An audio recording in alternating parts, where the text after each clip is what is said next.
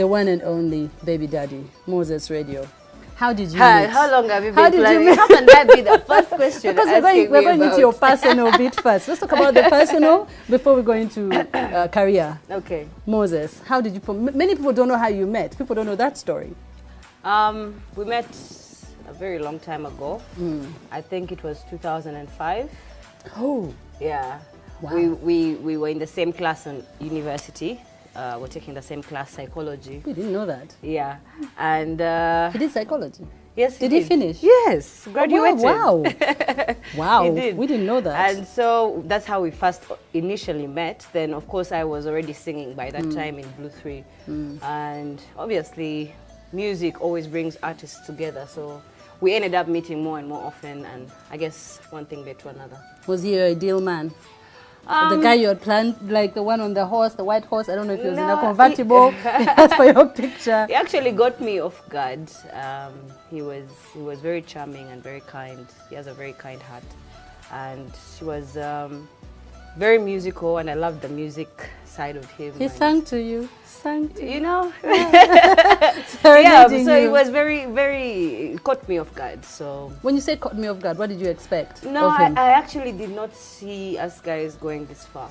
You know, even having kids together. I thought it was just going to be fun and, you know, life moves on. So before we go to the kids part, your parents, okay, first your parents did not know about him until the lovely Asante came along. Or when you got pregnant? Well, my family knew, okay, not my mom, but my sisters, my brothers, they knew about Moses.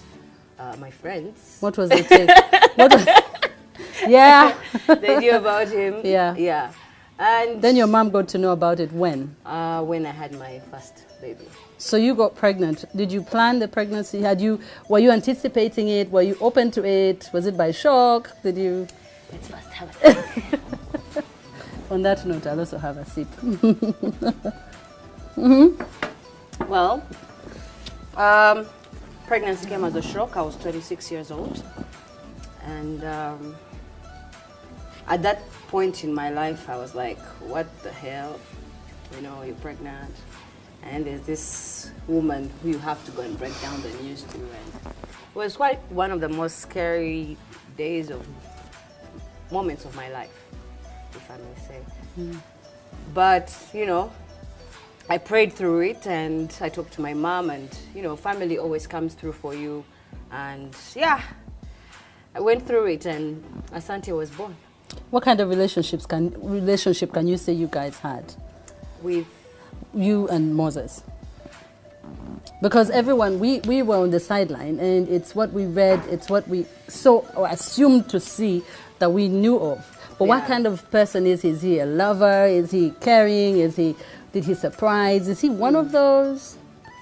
To be honest, at that time when we were having the child, we were both still very young, all just starting out in the music industry. And of course, it also came as a shock to him because I guess we were not expecting a child at that time.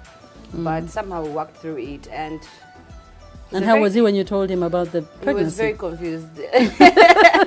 Obviously, at the end of the day, the baby is here, you know, so the way to plan is going forward with everything.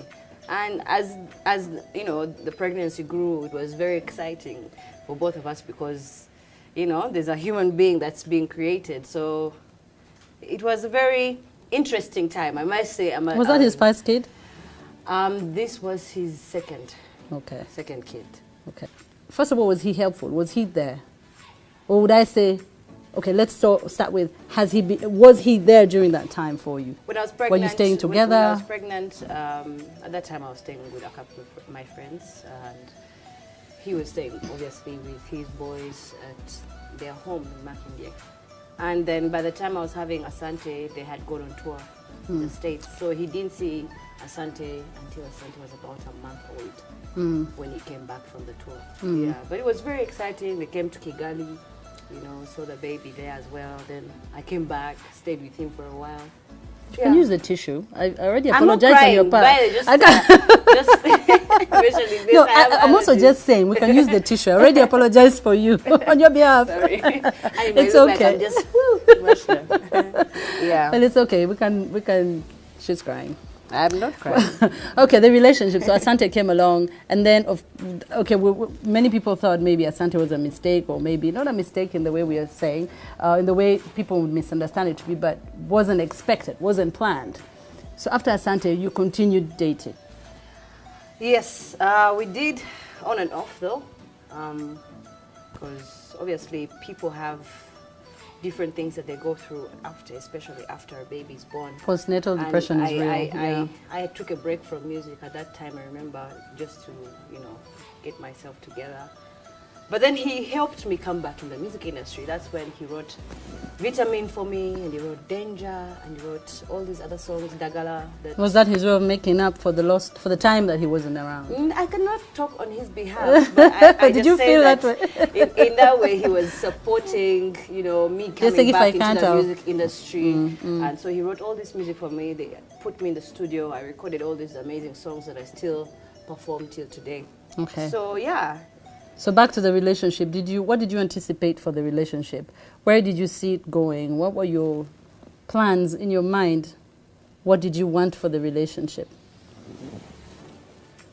To be honest, after Asante came through, all I wanted was for both of us to just take care of this young boy that we've brought into the world, regardless of my issues with him or whether we are fighting or not. So at the end of the day, I just thought about the fact that, you know what, there's a baby here, whether we're fighting or not, we're going to handle each other so we can take care of our child. That's a very mature way to look at it. Yeah. So back to the relationship. We read different stories about the nature of the relationship. Was your relationship abusive, whether it's physical or emotional? Because you said whether we're fighting or not fighting. Do you feel generally that relationship, to that point, we haven't yet moved into the second child, was it an abusive relationship, whether emotional or physical? Sometimes in relationships, people say things that are hurtful. I won't say that I didn't play a role in that as well, because when you get mad, you say whatever comes to your mind. But at that point, to me, the relationship had really sizzled down. Like, it was not what it was before the babies came along and everything. I think at the end of the day, I just had to be there for our kids. I had to be able to relate with him for the sake of our children. Your children, at that time, there was Asante, then Zuba came along. Zuba was another surprise. That's what I was going to ask you. So amidst all that, whether it's the fighting or whatever, somehow I think you have those moments where you make up. I know how love can be. You fight, then you make up. You fight, then you have a makeup. Was Zuba one of those make-up? We loved each other. The truth is we loved each other. And our children actually born because of that bond that me and Moses shared for this long. Otherwise, I don't know if I would have stayed there to have more children with him. That's what I was going to ask. Where you are with so him? Beautiful. Yeah. Anyway, Izuba, to be honest, I was like, it doesn't hurt, because at the end of the day, you need a sibling for your child. Asante was 4 by that time, by the time Izuba was born. So it made sense to have another sibling for him. And your mother now, you also now break down. Second baby, second baby, she was really okay. No marriage, second baby, she was okay. I was just telling her, Mom, I'm expecting my second child. No pressure for marriage, no. To you to or be honest, to him? It came once in a while.